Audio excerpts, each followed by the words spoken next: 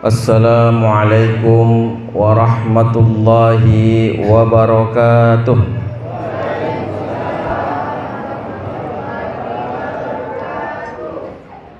Innal hamdalillah nahmaduhu wa nasta'inuhu wa nastaghfiruh wa na'udzu billahi min shururi anfusina wa min sayyiati a'malina.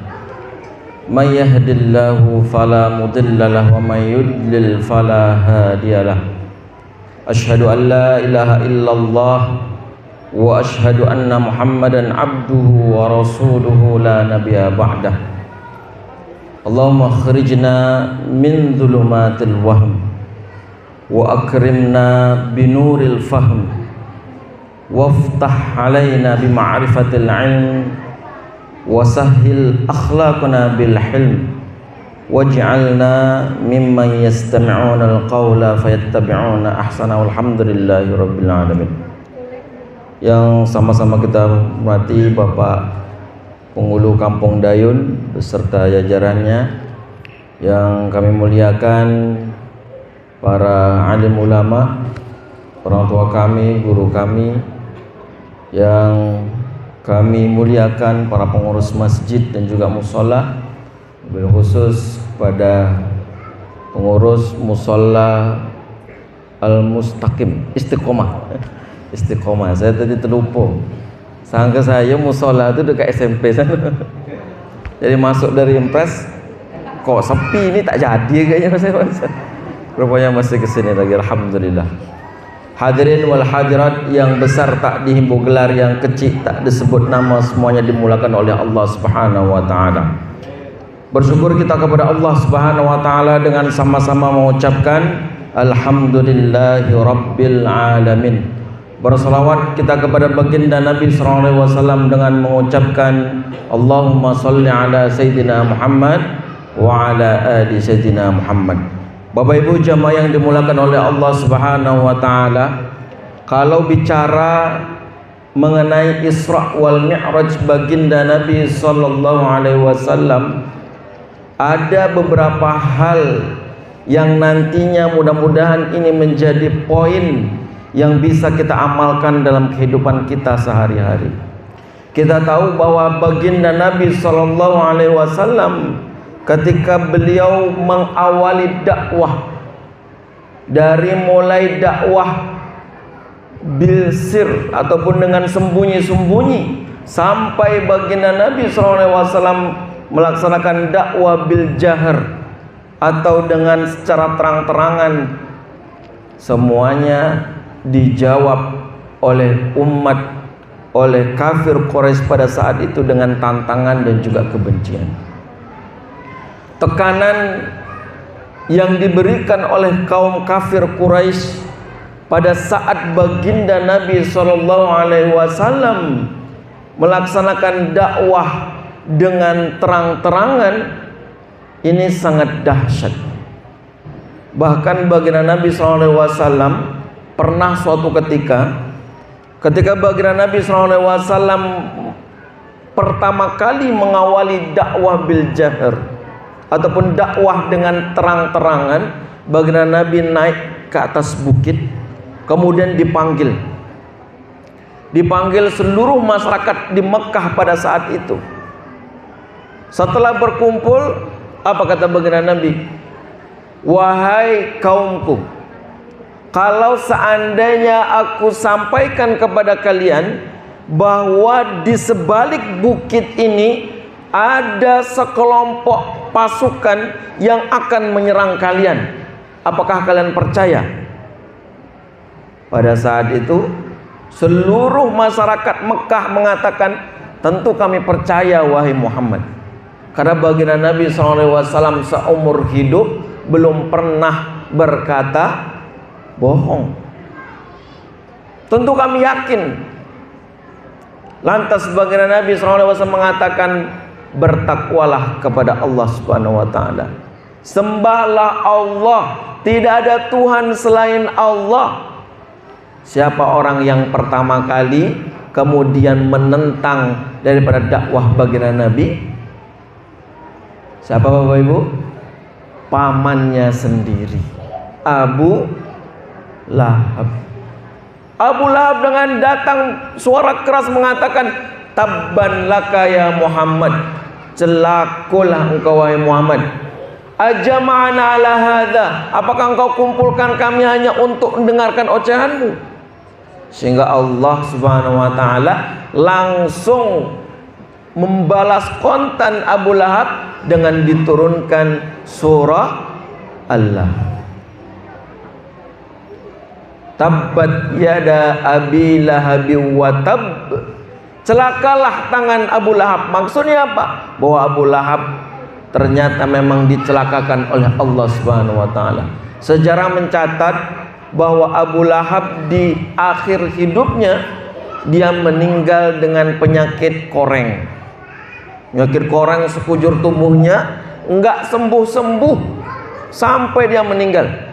Sampai-sampai tidak ada keluarganya, jangankan sahabatnya, keluarganya pun tak ada yang mau untuk ngopenin ketika Abu Lahab meninggal. Bahkan dalam riwayat ada yang menyebutkan karena sudah saking lamanya mayat ataupun jenazah Abu Lahab, tidak ada yang mau ngurusin, dibuatlah lubang di penghujung kampung. Dibuat lubang, kemudian mayat ataupun jenazah daripada Abu Lahab digulik macam orang gulik sagu, batang sagu. Digulik sampai kepada lubang, ditimpuk dengan batu, kemudian baru dibakar dan ditimbun. Saking dihinanya oleh Allah Subhanahu wa taala. Seluruh paman-paman dan keluarganya semuanya menentang daripada dakwah baginda Nabi SAW. Ada Abu Lahab, ada Abu Jahal, ada abu-abu yang lainnya. Tetapi ada juga pamannya Abu Thalib yang senantiasa melindungi baginda Nabi SAW. Tapi orang-orang yang melindungi daripada dakwah baginda Nabi SAW dijemput oleh Allah Subhanahu wa taala. Pamannya meninggal dunia. Pamannya Abu Thalib yang selama ini menjadi orang garda terdepan. Kata Abu Thalib, wallahi bilata wal uzza, demi Lata dan Uzza, tidak akan ada orang yang berani menyentuh wahai Muhammad.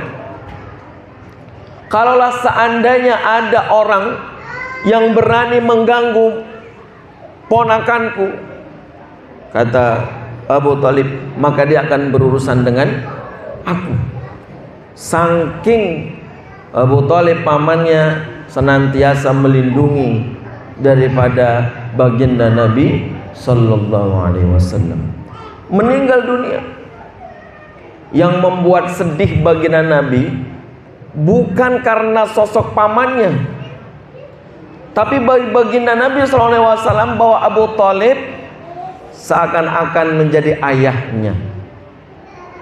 Orang kalau disampaikan, disebutkan nama ayahnya, diceritakan tentang ayahnya, yang tergambar dalam benak baginda Nabi adalah pamannya Abu Thalib.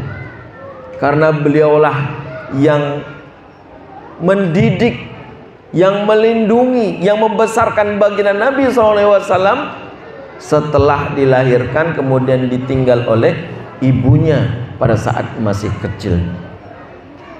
Maka baginda Nabi SAW begitu sedih.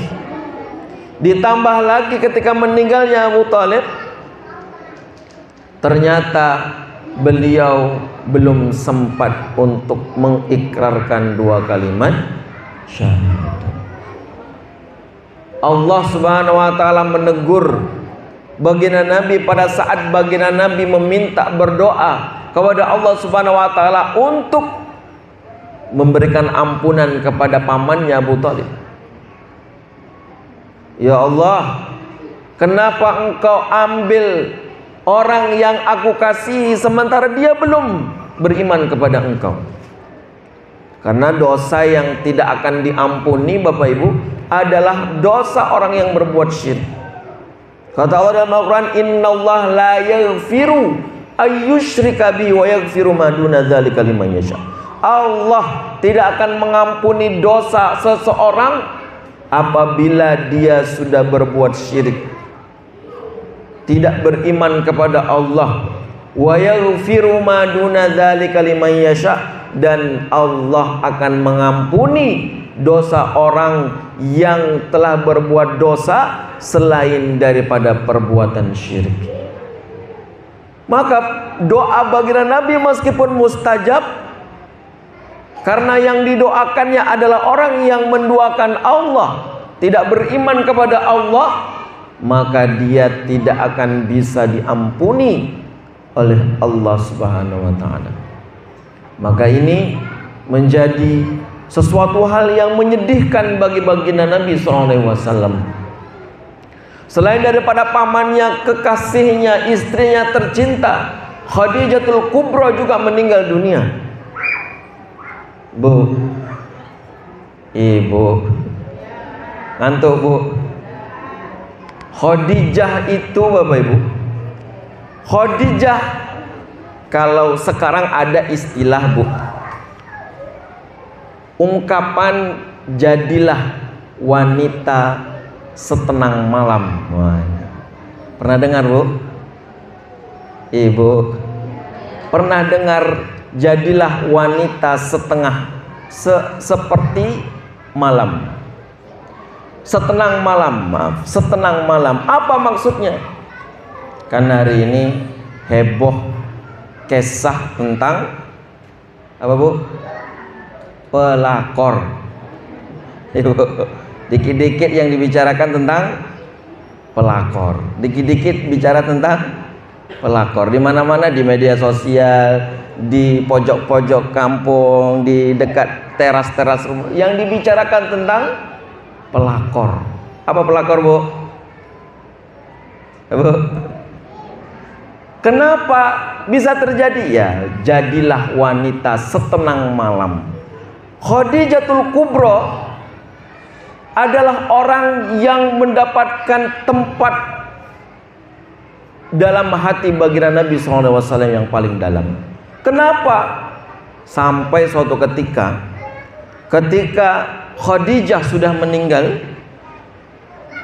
baginda Nabi SAW pada saat istri-istrinya masak, ini diriwayatkan dalam hadis ketika di rumah Ummuna Aisyah radhiyallahu anha, Aisyah masak makanan yang disukai oleh Khadijah. Kemudian kata baginda Nabi, wahai Aisyah, antarkanlah lauk ini ke tempat temannya Khadijah. Langsunglah Aisyah radhiyallahu anha masam mukanya. Abang nilah yang dah meninggal pun dikenang-kenang juga, dah meninggal berpuluh-puluh tahun pun masih juga dikenang-kenang. Kemudian baginda Nabi SAW marah, wahai Aisyah, tidak akan ada orang yang bisa menggantikan posisi Khadijatul Kubra dengan istri-istriku yang lainnya. Kenapa? Karena Khadijatul Kubra, Ummuna Khadijah radhiyallahu anha, adalah orang perempuan, istri yang memiliki karakter setenang malam. Apa maksudnya setenang malam? Ketika baginda Nabi SAW pertama kali mendapatkan wahyu dari Allah Subhanahu wa taala, tepatnya di Gua Hira. Gua Hira itu kalau Bapak Ibu pergi ke umrah, pergi umrah atau haji, naik ke Jabal Nur, itu proses naiknya luar biasa. Mungkin sekitar 1-2 jam. Saya naik berangkat dari hotel lepas asar sampai di puncak di Jabal Nur menjelang maghrib. Berarti berapa jam tuh? Sekitar 2 jaman jalan kaki naik. Ini sekarang sudah ada tangganya. Kalau zaman Nabi itu lebih terjal lagi. Kemudian pada saat baginda Nabi pertama mendapatkan wahyu, baginda Nabi pulang, kemudian sampai di rumah menggigil. Zammiluni, kata baginda Nabi, selimuti aku. Kalau orang kita menyakap tetemas, gitu ya Pak Reka. tetomeh. Kenapa bisa tetomeh? Karena berjumpa dengan makhluk yang tidak tahu asal muasalnya dari mana. Kemudian dia datang mengatakan, Iqra bismi rabbikal ladzi khalaq. Baca. Baginda Nabi bingung, apa yang nak dibaca? Saya ini tak pandai membaca, apa yang nak dibaca? Akhirnya baginda Nabi ketakutan, pulang. Sampai di rumah menggigil ketakutan. Dikatakanlah kepada baginda Nabi, kepada istrinya Khadijah, wahai istriku, saya tadi ketika di Jabal Nur ditemui sosok makhluk, kemudian diberikan sebuah kalimat dengan wahyu yang dikatakan bahwa itu bersumber dari Rabb, Tuhan yang menciptakan kita. Apakah engkau percaya? Apa kata Khadijah? Aku percaya wahai kakanda. Apa yang engkau berikan, yang engkau sampaikan, yang terjadi kepadamu semuanya adalah benar. Dan aku adalah orang yang pertama akan percaya terhadap apa yang engkau sampaikan. Padahal pada saat itu Khadijah bingung. Bahaya abang nih agaknya. Balik-balik demam, mengoceh, katanya dia jumpa dengan makhluk utusan dari zat yang menciptakannya. Penasaranlah Khadijah, dia tanya kepada tokoh masyarakat di situ, pada ahli kitab, pada pamannya, diceritakan begini dan seterusnya. Karena apa? Khadijah khawatir kalau saking lamanya baginda Nabi SAW merenung sehingga muncul ada bisikan-bisikan jin ataupun tetemas sehingga menyebabkan dia gila. Tapi setelah ditanya kepada para ahli kitab, pada tokoh masyarakat, para ulama di situ, dikatakan betul bahwa suamimu telah mendapatkan wahyu sebagai nabi yang terakhir. Maka jadilah perempuan setenang malam yang dia senantiasa menenangkan suaminya.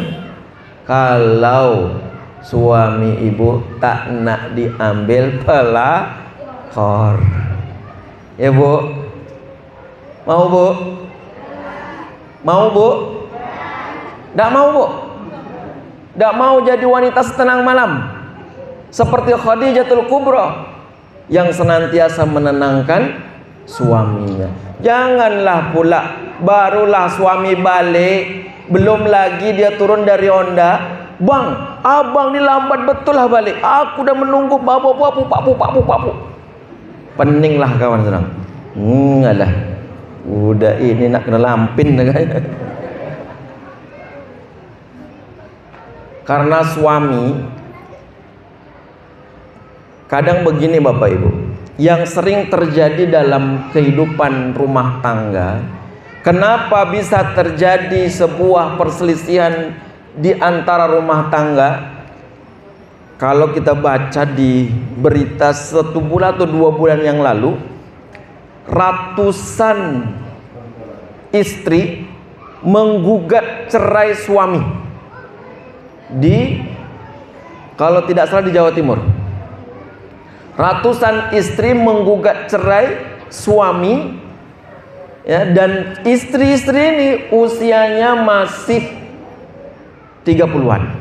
Artinya masih dalam usia yang paling anak 1 atau 2 atau nikah usia rumah tangga muda. Alasannya kenapa? Alasannya macam-macam. Walaupun yang paling besar itu kalau di informasinya adalah karena suaminya suka main judi online. Ini penyakitnya yang sering terjadi dalam masyarakat kita, dalam kehidupan rumah tangga. Terjadi gesekan, kurangnya komunikasi. Si istri, dia pengennya senantiasa didengerin sama suaminya.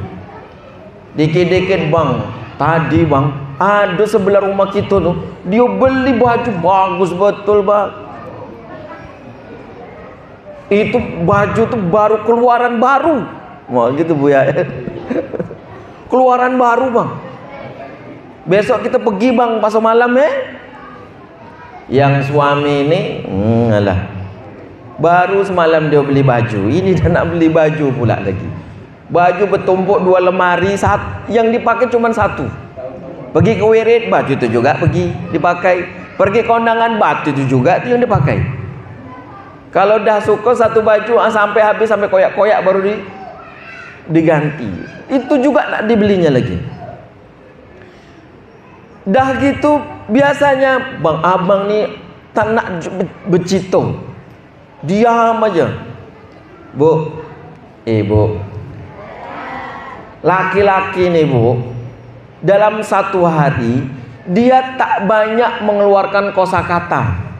Jadi jangan harap suami ibu dalam satu hari dia nak bercakap banyak macam ibu. Abang cakap lah bang, apa diam aja bang, salah adik ni bang. Itu sering begitu kan bu ya. Apa salah adik bang, apa abang diam aja. Padahal si suami tadi ni jagoan bola aku kalah pula tadi malamnya. Disangkonya abang ni diam dah dari mulai pagi sampai ke siang sampai ke petang, diam aja. Agaknya dia dah muak dengan aku ni dah. Dah ada pula mungkin perempuan lain ni dah. Padahal jagoan bola dia tadi malam kalah. Beda dengan perempuan. Kalau perempuan nih bu, dalam satu hari dia harus menghabiskan kurang lebih minimal 20.000 kosakata. Nah ini bawa bapak nih yang harus tahu. Kalau istri dia bercakap, dengarkan aja lah. Tak payah nak dilawan, dengarkan aja. Ya, ya. Kang lah. Yalah. Itu dah suku hati istri. Walaupun tahyo kita buat entah tidak, lantaklah situ. Yang penting didengarkan. Itu dah senang hati istri. Karena apa? Karena dia harus menghabiskan 20.000 kosakata. Karena macam mana kita mendengar 20.000 kosakata ni sampai muak nak dengar. Tapi memang begitu kodratnya. Makanya kalau perempuan tak habis 20.000 kosakata ini tak habis dalam satu hari, itu dia muring-muring. Ada aja yang tak kena. Dia tanya, bang, cantik enggak adik bang? Kita bilang cantik. Abang ni bengak. Kata dia bengak. Kalau kita jujur, cantik adik ni bang. Alah, macam itu pun cantik, macam ondel-ondel. Marah pula dia lagi. Abang ni tak menghargai istri. Jujur salah, bengak pun salah. Ini penyakitnya. Tapi terima sajalah. Memang begitulah keadaan perempuan. 20.000 kosakata dia harus habiskan. Kalau tak habis, siap-siaplah. Tahu ada je yang kena. Tapi Khadijatul Kubra, istri baginda Nabi SAW, senantiasa menjadi perempuan setenang malam. Dia senantiasa memberikan kesejukan, ketentraman dalam rumah tangganya. Sehingga baginda Nabi SAW senantiasa nyaman. Ketika berada di rumah, dia betul-betul nyaman. Pada saat orang tidak lagi membenarkan apa yang disampaikan baginda Nabi, Khadijatul Kubra senantiasa membenarkan. Bahkan apa kata Khadijatul Kubra? Ummuna Khadijah dia katakan, kalaulah seandainya hartaku sudah habis digunakan oleh engkau wahai baginda Nabi, tidak ada lagi yang tersisa dalam kehidupanku kecuali badanku, maka aku rela untuk menjadi jembatan supaya engkau bisa lewat dakwah untuk menegakkan kalimat Allah. Subhanallah. Begitulah karakter Khadijatul Kubra. Pada saat itu juga diambil oleh Allah Subhanahu wa taala. Betapa sedihnya baginda Nabi karena pada saat itu dia kehilangan dua sosok orang yang sangat dicintai dan juga orang yang senantiasa menolong dan menjadi penguat baginda Nabi. Pada saat baginda Nabi juga mendapatkan tekanan dari kaum kafir Quraisy, pada saat itu terdegaklah teringinlah baginda Nabi untuk hijrah. Pada saat itu beliau hijrah ke Taif. Taif ini Bapak Ibu, kalau dari Mekah ke Taif kurang lebih perjalanan sekitar 1,5 jaman. Di Taif ini tempatnya enak. Jadi kalau di Mekah itu panas, di Taif itu udaranya enak, sejuk. Tumbuh-tumbuhan banyak hidup di sana, subur. Maka kalau mau umroh, ada kesempatan berangkat ke umroh, mudah-mudahan Allah perkenankan. Karena sekarang kalau haji Bapak Ibu tak lagi 35 juta, sekarang sudah 65 jutaan lebih untuk bisa naik haji. Belum lagi menunggu sampai 20 sampai 30 tahun.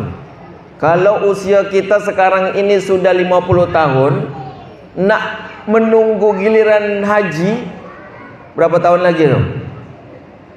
70 tahun. Iya kalau masih hidup. Ada kesempatan, ada rezeki, ada ingin. Kalau sekiranya ingin untuk berziarah ke makam baginda Nabi, maka lakukanlah umroh. Karena umroh juga mendapatkan kesempatan yang sama. Kita bisa menjalankan ibadah untuk menggugurkan dosa-dosa sebagaimana keutamaan umroh. Maka baginda Nabi SAW ingin dia pergi ke Taif. Barangkali kalau seandainya dia sampai di Taif, ada orang-orang yang dia akan melindungi dakwah baginda Nabi SAW. Tapi apa yang terjadi? Begitu baginda Nabi sampai di Taif, bukan Tola'al Badru yang dilantunkan oleh penduduk Taif, bukan sambutan dengan ahlan wa sahlan dari para masyarakat yang ada di Taif. Justru yang didapati baginda Nabi pada saat itu adalah cacian, makian, bahkan baginda Nabi dilempar dengan batu. Sampai-sampai baginda Nabi SAW berdarah, di pelipisnya mengalir darah. Baginda Nabi SAW merasakan bahwa darahnya mengalir, diusap darahnya. Jangan sampai darahnya dia menetes ke bumi. Kalau seandainya darahnya menetes ke bumi, maka penduduk Taif pada saat itu akan hangus, dihanguskan oleh Allah Subhanahu wa taala. Dilaplah oleh baginda Nabi SAW. Kemudian baginda Nabi SAW lari dari situ, berlindung di kebun anggur milik masyarakat pada di sekitar itu. Kemudian dia berdoa, Allahumma ashku ilaika dha'fa quwwati. Ya Allah, aku mengadu kepadamu ya Allah dengan kelemahan yang ada dalam diriku, dengan kehinaan dan juga seluruh kekurangan yang ada dalam diriku. Baginda Nabi SAW mengadu kepada Allah Subhanahu wa taala. Dulu ketika pamannya masih hidup, nggak ada satupun orang yang berani melukai baginda Nabi SAW. Ketika istrinya Khadijatul Kubra hidup, ada orang yang senantiasa menguatkan daripada semangat baginda Nabi SAW. Tapi mereka sudah nggak ada lagi. Tak ada lagi orang yang peduli denganku ya Allah. Tidak ada lagi orang yang mau menerima dakwahku. Pada saat itu, begitu Allah mendengar daripada keluhan doa yang dipanjatkan baginda Nabi, langsung Allah mengutus malaikat Jibril dengan malaikat penjaga gunung yang ada di Taif, datang menemui baginda Nabi. Wahai Muhammad, sekarang engkau katakan saja, nak aku apakan orang Taif nih?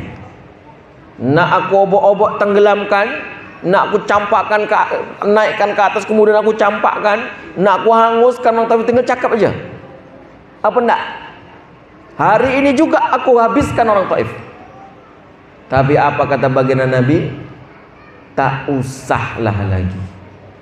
Orang tu tak tahu yang aku bawa ini adalah dakwah untuk mengesahkan Allah. Mudah-mudahan seluruh penduduk Taif nanti semuanya beriman kepada Allah. Itu yang disampaikan oleh baginda Nabi SAW. Coba kalau kita kena singgung sikit sama tetangga, kemudian ditanya, "Bang, siapa yang sudah buat abang sakit? Siapa yang sudah buat abang jadi macam ni? Cakap aja, biar aku pelasah." Ayo, elok tu, pelasah aja lah. Kalau bisa habiskan seluruhnya, bunuh, bakar.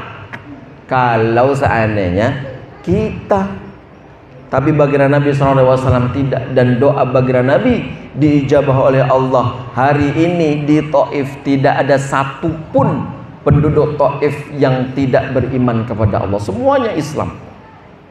Apa pelajaran yang bisa kita ambil? Pertama, bahwa baginda Nabi SAW mengajarkan kepada kita, tidak ada di antara kita yang tak pernah mendapatkan ujian. Semuanya akan diuji oleh Allah. Bahkan kata Allah Subhanahu wa taala mengingatkan kepada kita, ahasiban nas ayyutraku ayyaqulu amanna wa hum la yuftanun.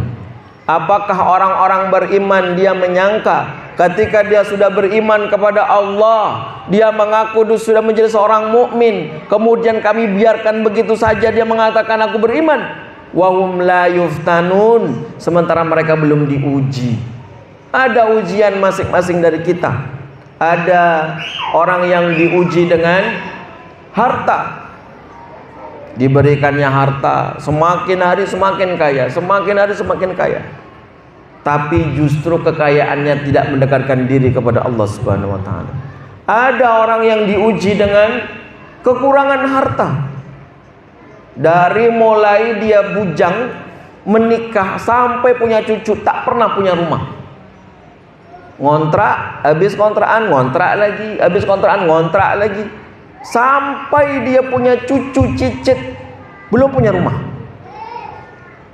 Ada yang diuji oleh Allah dengan anak, minta anak dari mulai menikah belum dapat, setahun, 2 tahun, 3 tahun, 4 tahun, 5 tahun belum dapat juga, 5 tahun belum dapat, 10 tahun belum dapat, sampai 20 tahun belum dapat.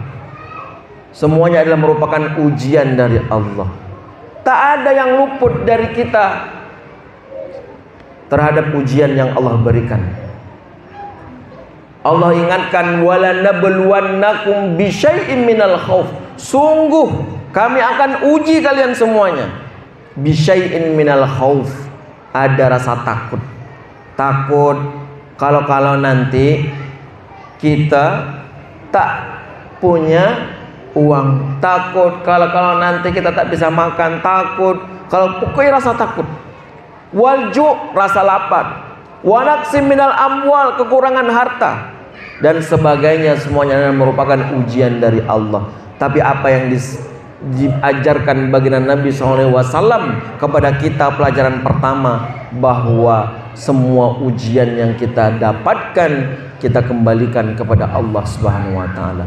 Allah lah yang memberikan kita pada saat ini dengan ketentuan dan juga apa yang sudah kita alami. Kalau seandainya hari ini kita belum merasakan bagaimana nikmatnya ataupun bagaimana senangnya orang punya harta, yakinlah bahwa itu adalah merupakan ketetapan yang indah yang Allah berikan kepada kita. Seberapa banyak orang diberikan kelebihan harta tapi hidupnya tak tenang. Duit banyak, mobil banyak, rumah di mana-mana, tapi entah mana bapak, entah mana emak, entah mana anak tak tahu, tak pernah ketemu. Asal balik emak, istri dah tak ada, anak dah entah kemana-mana. Anak yang satu masuk penjara gara-gara narkoba, yang satu pula asik main dugem aja setiap hari, yang istrinya pula tak pernah di rumah, asik arisan ke arisan, arisan ke arisan, tak pernah merasakan ketenangan. Ada orang yang diberikan ujian oleh Allah, diberikan sakit, belum selesai sakit satu, datang pula penyakit yang lainnya. Allah ingatkan kepada kita, wa idza maridtu fahuwa yashfin. Kalau seandainya engkau sakit, aku sakit, siapa menyembuhkan? Allah yang menyembuhkan. Yakin, sadar bahwa apa yang kita derita, apa yang kita peroleh saat ini, semuanya adalah bersumber dari Allah. Tak perlu kita mengadu kepada orang lain, Tak perlu kita mengeluh, aduh, aku ni dah orang paling malang sedunia. Belum lagi sembuh sakit ni, dah pula datang penyakit yang lainnya. Mungkin Allah ni dah tak sayang lagi dengan aku. Memang macam inilah nasib aku. Tak perlu kita mengeluh. Kenapa? Karena masa ataupun ujian yang Allah berikan itu ada masanya, ada batasnya. Tak perlu kita ragu. Mengeluh, tak ada duit, mengeluh dengan tetangga, belum tentu tetangga juga ada duit. Ya pula kalau dia seandainya baik hati, diberinya kita. Kalau dia semakin hari semakin muak pula dengan kita, tetangga awak ni macam dia je lah yang tak ada duit, asyik ngeluh aja tak ada duit, tak akan memberikan solusi. Maka mengeluhlah kepada Allah. Ini yang diajarkan baginda Nabi SAW ketika diberikan ujian, disampaikan keluh kesahnya kepada Allah. Biarlah Allah yang akan memberikan. Ustaz, tapi kami dah puas dah berdoa, tak juga diijabah oleh Allah. Dah siang malam kami solat, tak, pokoknya semua ibadah kami doakan, kami meminta kepada Allah, tapi tak juga diijabah. Ingat apa yang dikatakan oleh Syekh Atha'illah As-Sukandari dalam hikmahnya, la takun ta'akhuri amadil ata mujiban liyaksik. Jangan sampai ketika Allah tunda ataupun belum ijabahkan doa kita, mujiban liyaksik, kemudian kita putus asa. Fahuwa duminalaka fil ijabah, karena Allah sudah menjamin diijabahkannya doa yang kita panjatkan. Maka jangan pernah kita merasa malas. Sudahlah, dah tak diijabah sama Allah, dahlah, tak payah lagi nak berdoa, tak payah minta kepada Allah. Jangan, karena Allah sudah menjamin doanya. Coba kalau kita lihat bagaimana keluarga daripada Imran. Keluarga Imran, beliau tak diberikan anak sampai dia dalam keadaan masa monopause istrinya. Monopause. Secara akal logika takkan mungkin perempuan yang sudah monopause punya anak. Tapi pada saat Imran dia sholat, kemudian dia berdoa kepada Allah, belum lagi beliau selesai sholat, dibisikkan oleh malaikat Jibril bahwa istrinya mengandung.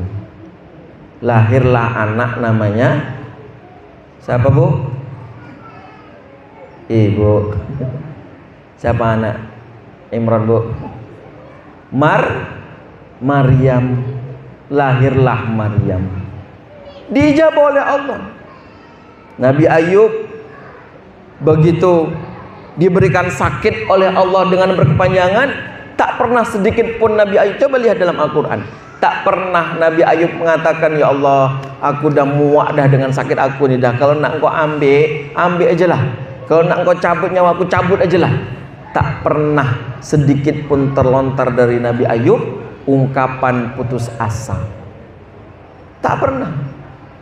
Maka kata baginda Nabi, aksarul bala minal anbiya, orang yang paling banyak ujiannya, yang paling besar ujiannya adalah para nabi.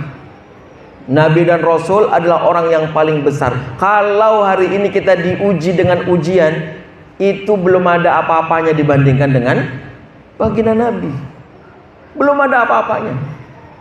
Kalau kita merasa sendiri, tak punya orang tua, baginda Nabi tak pernah nampak muka ayahnya. Baginda Nabi masih kecil lagi, dia sudah ditinggal oleh emaknya. Apa yang nak dirisaukan? Maka pelajaran pertama yang diajarkan baginda Nabi, bahwa sebesar apapun ujian yang kita alami, adukan ujian tersebut kepada Allah Subhanahu wa taala. Tak perlu kita mengadu kepada orang lain, apalagi melalui Facebook. Pening nak masak apa, buat status. Aduh, pening nak masak apa agaknya. Hai guys, ada usul nak masak apa hari ini? Inilah mama hari ini. Semua nak asik status, pasang status. Dah pening misalkan punya masalah dengan suami atau punya masalah dengan tetangga, update status, mengeluh. Bukan mengadu kepada Allah, malah justru mengadu kepada makhluk. Makhluk tak akan bisa memberikan solusi. Yang bisa memberikan solusi adalah Allah Subhanahu wa ta'ala. Kemudian yang kedua, setelah baginda Nabi SAW hijrah ke Taif pada saat itu, kemudian tidak mendapatkan balasan yang baik, baginda Nabi SAW, Bapak Ibu, sebelum beliau Isra wal Mi'raj, baginda Nabi dalam riwayat dibelah, dioperasi. Para ulama menyebutkan bahwa baginda Nabi SAW dibelah dadanya, dibersihkan hatinya itu 2 kali. Pertama pada saat baginda Nabi masih kecil. Diriwayatkan bahwa pada saat baginda Nabi sedang main-main dengan teman-teman seusianya, tiba-tiba ada makhluk, ada orang yang mengambil baginda Nabi, kemudian dibawa di sebalik daripada bebatuan. Kemudian setelah itu dibelah dadanya dan dicuci dengan air Zam-Zam. Ini dalam satu riwayat. Di riwayat kedua bahwa baginda Nabi sebelum Isra wal Mi'raj, baginda Nabi dibelah dadanya juga untuk dibersihkan hatinya dari seluruh penyakit hati. Apa hikmahnya? Bahwa ternyata sebelum kita menghadap kepada Allah, pertama yang harus kita bersihkan adalah hati kita. Hari ini Bapak Ibu, seberapa banyak orang yang melakukan kebaikan, tapi kebaikan tersebut hanya ingin mendapatkan pujian, like and subscribe. Dia bawa tasbih, kalau tasbihnya yang besar-besar itu kurang besar lagi, sebesar gelas. Untuk apa? Biar puas. Subhanallah, subhanallah, subhanallah. Oh tak ada Ustaz, ya tak ada mungkin. Kalaupun mungkin tak ada, dia pasang sekarang yang ada namanya tasbih digital. Dia pasang macam cincin, diletakkan di jarinya. Subhanallah, subhanallah. Ada pula dia yang pakai, dia pasang berzikir, baru sekejap sudah tetap 100, tetap 1000. Macam mana pula zikir dia sekejap saja sudah 1000? Kalau kita nyebut Allah saja, Allah, Allah, Allah, masih ada jeda. Ini sekejap saja sudah 100, sekejap sudah 1000. Kalau sudah sampai 1000 dipoto, cekret. Alhamdulillah, hari ini aku 1000 beristighfar kepada Allah. Untuk apa? Supaya mendapatkan like and subscribe. Jangan lupa share. Nah, inilah kehidupan kita sekarang. Untuk apa? Supaya dipuji. Mantap ya Bapak ini. Belum lagi ada orang yang kejap-kejap dia umroh. Umroh bukan untuk menggugurkan dosa. Dia pergi umroh untuk apa? Supaya bisa disebut dia sudah bolak-balik umroh. Asal pergi umroh pertama kali sampai di Ka'bah, yang pertama kali diingat apa? Ambil handphone, pasang status. Ini maka hati ini yang harus dibersihkan terlebih dahulu. Sebelum kita bertemu dengan Allah, maka hati kita harus dibersihkan dari ujub, dari sum'ah, dari riya, dari seluruh penyakit hati. Karena apa? Karena hati ini Bapak Ibu, walaupun nampaknya sepele, baginda Nabi SAW pernah mengingatkan kepada kita, iyyakum wal hasad. Aku ingatkan kepadamu tentang hasad. Fa innal hasad yuzhibul hasanat. Karena orang yang hasad, perilaku hasad, dengki, ini bisa menghabiskan kebaikan yang sudah kita lakukan. Kama ta'kulun narul hatab, sebagaimana api menghabiskan kayu bakar. Kalau kita sudah sholat 5 waktu berjamaah, kita bahkan berpuasa, bahkan kita bersedekah, memperbanyak sedekah, tapi kalau punya perilaku hasad, habis ibadah amal kebaikan kita sebagaimana api menghanguskan kayu bakar. Padahal hanya perilaku hasad, dengki. Apa itu dengki? Senang melihat orang lain susah, susah melihat orang lain senang. Nah, macam itulah. Itu namanya dengki. Penyakit dengki.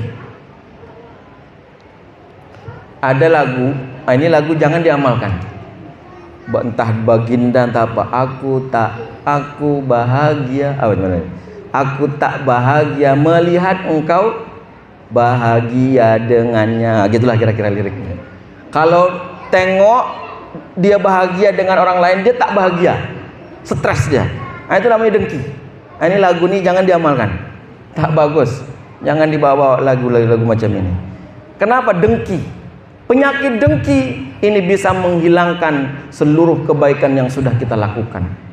Maka baginda Nabi sebelum bertemu dengan Allah dibersihkan hatinya supaya tak ada lagi noda-noda dengki, hasad, iri, ujub, riya dan seluruh penyakit-penyakit hati. Agar apa? Agar ibadahnya tidak sia-sia. Kemudian setelah baginda Nabi SAW dibersihkan hatinya, dicuci dengan air Zam-Zam, barulah Allah bawa baginda Nabi SAW naik ke Sidratul Muntaha untuk apa? Menjemput sholat. Hanya sholatlah ibadah yang oleh Allah Subhanahu wa Ta'ala diperintahkan kepada baginda Nabi untuk datang langsung mengambilnya. Kalau ibadah-ibadah yang lainnya Bapak Ibu, Allah tinggal suruh saja malaikat Jibril, cakap je dengan Muhammad, itu ada syariat zakat. Orang yang sudah sampai nisab dan juga haulnya, dia wajib untuk berzakat. Cakaplah dengan Muhammad, ada syariat namanya haji. Kalau dia sudah sampai mampu untuk berhaji, berangkatlah haji. Cakaplah dengan Muhammad, ada namanya syariat untuk apa? Untuk puasa.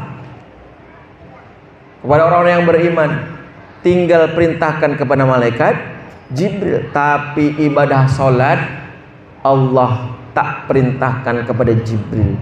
Allah undang baginda Nabi SAW untuk bertemu langsung menghadap kepada Allah. Untuk apa? Menerima solat. Sehingga solat ini memiliki keutamaan dan juga kedudukan ibadah yang besar dibandingkan dengan ibadah yang lainnya. Kalau ibadah yang lainnya ada pengganti, kalau sholat tak ada gantinya. Orang kalau dia puasa di bulan Ramadan, tak sanggup dia puasa karena berjalan, melakukan perjalanan, atau tak sanggup dia melakukan puasa karena sakit, diperkenankan untuk mengqadha puasa. Boleh diganti dengan hari yang lain, atau boleh dia membayar fidyah. Kalau misalkan dia nak berangkat haji, tapi begitu hari dia nak berangkat, ternyata dia sakit yang tak mungkin dia untuk berangkat haji, boleh diganti dengan namanya apa? Badal. Kalau dia sudah meninggal, badal haji. Tapi kalau sholat tak ada gantinya. Boleh nggak kita mengganti sholat dengan bayar? Ada? Tak ada. Aku dah sholat, saya tak ingat saya meninggalkan sholat mulai dari akil balik sampai 40 tahun. Kalau dihitung sekali sholat 5.000, kalilah berapa ribu, inilah aku sedekahkan untuk pengganti sholat. Boleh? Tak boleh. Tak ada gantinya. Orang meninggalkan sholat, maka dia harus mengganti juga dengan sholat. Namanya qadha. Orang mengganti sholat, orang yang mengqadha sholat dalam keadaan dia qadha dan tidak berdosa ada hanya dalam 4 perkara. Pertama, kalau dia lupa sampai dia ingat. Ini lupa nih. Contoh misalkan balik ke Jeddah maghrib, kemudian langsung mandi, langsung pula ada kegiatan. Terlupa, kemudian sampai di rumah dia tertidur, bangun subuh. Lepas subuh baru dengan astagfirullahaladzim, malam tadi aku belum sholat isya rupanya. boleh dia mengganti sholat isya dan dia tidak berdosa. Karena apa? Ketika dia lupa sampai dia ingat, memang betul-betul lupa, bukan sengaja dilupa-lupakan, karena dia lupa. Kemudian orang yang tidur sampai dia bangun. Contoh misalkan lepas isya dia tidur, bangun-bangun dan sudah matahari tinggi. Sholat subuh sudah ketinggalan, dah tertinggal dah. Matahari dah tinggi, tak payah lagi sholat. Allah kan tahu aku ini tidur. Tak boleh. Tetap kita harus mengganti dan kita tidak berdosa. Karena apa? Karena orang tidur. Orang tidur tak bisa nak buat apa-apa, tak bisa. Namanya juga tidur. Kemudian yang ketiga, ketika dia pengsan sampai dia sadar. Contoh misalkan tiba-tiba dia pengsan 2 hari 2 malam baru dia sadar bangun. Maka 2 hari 2 malam yang sudah ditinggalkan dia, sholatnya tetap harus diganti dan dia tidak berdosa. Kemudian yang keempat, apabila dalam keadaan perang kemudian tak ada lagi kesempatan dia untuk melaksanakan sholat sampai selesai perang, maka ini juga boleh untuk mengganti dan tidak berdosa. Tapi kalau sengaja, dengan sengaja, ini nak main bola nih, main bolanya lepas asar, tapi siap-siapnya sebelum zuhur, nanti aja lah dikodok, dirapel aja langsung maghrib, tak boleh, dosa. Ada orang pesta misalkan, nanti payah jaga tamu, tak ada yang jaga tamu, dia tinggalkan sholat zuhur, dia tinggalkan sholat asar, dia tinggalkan sholat maghrib, nanti aja lah isya rapel sekalian, tak boleh. Maka boleh dia mengqadha sholat apabila dalam 4 perkara ini yang dia tidak mendapatkan dosa. Kalau dia meninggalkan dengan sengaja, apakah dia wajib mengqadha? Wajib, tapi dia mendapatkan dosa.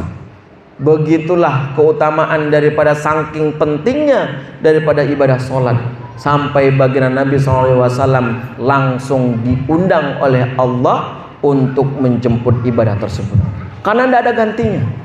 Dalam keadaan apapun, kita kalau misalkan sakit tak dapat nak tegak berdiri, boleh sholat dengan duduk. Tak dapat nak duduk, boleh sholat dengan baring. Baring pun dah tak terlap lagi bercakap, hanya bisa mengedipkan mata. Kalau dia masih sadar, masih otaknya masih berfungsi, sholat tetap wajib bagi dia meskipun dengan menggerakkan kelopak mata. Terus bagaimana wuduknya Ustadz? Bagaimana dia bersuci? Orang yang hiduplah, orang yang sadarlah, orang yang menunggulah, keluarga yang adalah yang harus mengingatkan. Jangan pula keluarganya tak ada yang mengingatkan. Adalah, dia kan sakit, Allah kan tahu, tak apa-apa tu dong. Tak boleh. Bagi kita yang keluarga yang masih sadar, keluarga yang menunggu, wudukkan, bisikkan di telinga kalau dia masih sadar, meskipun dia tak bisa bercakap, tapi ketika kita kan tahu, Pak, ya, Mak, sadar ndak ini siapa? Ini Toto misalnya kan. Kemudian mengedipkan mata, berarti dia sadar. Cuma dia tak bisa bercakap, tak ada respon, responnya hanya mengedipkan mata. Maka kalau dia seperti itu pada saat masuk waktu sholat, wudukkan, tayamumkan dia, bisikkan di telinganya sudah masuk waktu sholat. Supaya apa? Supaya dia ingat untuk sholat. Sholatlah menjadi penolong kita. Bahkan Allah ingatkan dalam Al-Quran berkali-kali, wasta'inu bis-sabri was-shalah wa innaha lakabiratun illa 'alal khashi'in. Ayat lain, ya ayyuhalladzina amanu ista'inu bis-sabri was-shalah innallaha ma'as sabirin. Allah ingatkan, tolong menolonglah engkau untuk sabar dan sholat. Kenapa? Karena sholat ini sebagai penolong. Maka hikmah daripada Isra wal Mi'raj, mudah-mudahan kita senantiasa dikuatkan untuk melaksanakan, menjaga daripada sholat kita. Bukan hanya kita, tapi juga keluarga kita, keturunan-keturunan kita. Bahkan baginda Nabi mengajarkan, kalau anak kita sudah 10 tahun, kemudian dia tak sholat, pukul saja. Ini bisa kena KDRT nanti Ustaz. Pukul tentu dengan cara yang syar'i. Jangan pula main tempeleng saja, jangan main libas saja. Pukullah dia. Pukul bisa mungkin dengan pukulan mental. Kalau engkau tak sholat nak, jajan aku potong. Kan pukulan mental. Dia mikir kalau tak sholat dia tak dapat jajan. Nanti kalau guling-guling nangis pasti dikasih. Nah, mak inilah yang harus tegang. Jangan pula mak adalah dia nangis, dia lah kasih aja lah bang. Sian yang anak gitu. Akhirnya apa? Dia terbiasa tak sholat. Ajarkan anak-anak kita untuk senantiasa menjaga sholat supaya apa? Menjadi penolong. Inilah beberapa hikmah yang mudah-mudahan bisa kita ambil daripada peringatan Isra wal Mi'raj. Pertama, yakin bahwa setiap kita akan diuji oleh Allah Subhanahu wa taala. Kesulitan yang kita hadapi, kesulitan yang kita rasakan hari ini semata-mata adalah merupakan ujian dari Allah. Jangan pernah mengeluh. Jangan pernah merasa bahwa kita orang yang paling susah di dunia. Karena baginda Nabi dan juga para nabi-nabi dan rasul yang lainnya adalah orang yang paling susah. Kemudian yang kedua, senantiasa bersihkan hati. Membersihkan hati bagi kita dengan cara apa? Tentu adalah ingat kepada Allah. Ala bizikrillahi tatmainnul qulub. Ingatlah kepada Allah senantiasa untuk apa? Supaya menjaga, membersihkan hati kita. Kemudian yang ketiga, jagalah sholat. Jangan sampai sesibuk apapun, meskipun nanggung nak manen nih kejap lagi yang nih tukang timbang nih datang, kalau memang sudah di penghujung waktu sholat. Sholat itu tak mesti harus bersih, tak kotor-kotor kena lumpur. Yang penting tidak terkena najis. Brondolan itu tak najis. Jadi jangan merasa kalau kena brondolan kemudian kita tak boleh sholat, tidak. Tapi kalau dia pelihara ayam, pelihara sapi yang hari-hari dekat kandang, kena tai sapi, jangan pula kata Pak Ustaz tak apa-apa dong. Ini tak boleh. Selama dia tak kena najis, maka dia boleh untuk melaksanakan sholat. Tapi kami tak bawa sajadah. Kullu ardin masjidun, kata baginda Nabi. Semua tanah adalah masjid. Jadi tak perlu kita menggelar sajadah kalau tanah yang kita gunakan untuk sholat itu tak ada najisnya. Macam mana pula kita tahu di situ ada najis? Tak Pak Ustaz.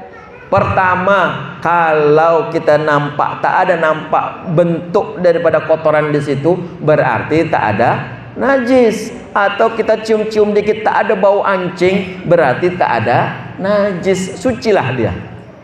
Maka jangan pernah ragu untuk menjalankan sholat meskipun kita mengenakan pakaian yang kena brondolan, yang kena lumpur akibat kita membabat. Selama pakaian tak terkena najis, tak ada alasan kita untuk meninggalkan sholat. Sholatlah, karena sholat adalah penolong kita. Amal yang pertama kali akan dihisab di hadapan Allah nanti ketika di alam barzah adalah sholat. Bukan zakat, bukan sedekah, tapi pertama kali sholat kitalah yang akan ditanyakan di hadapan Allah Subhanahu wa taala. Mudah-mudahan 3 hikmah yang kita peroleh daripada Isra wal Mi'raj baginda Nabi SAW ini bisa kita amalkan dan bisa kita ajarkan kepada keluarga kita, dan mudah-mudahan kita senantiasa diberikan kekuatan untuk menteladani baginda Nabi SAW. Ini yang dapat saya sampaikan, yang benar datangnya dari Allah Subhanahu wa taala, yang salah dan khilaf semata-mata karena kebodohan dan juga kekurangan diri saya sendiri. Wabillahi taufik wal hidayah. Akhirnya, assalamualaikum warahmatullahi wabarakatuh.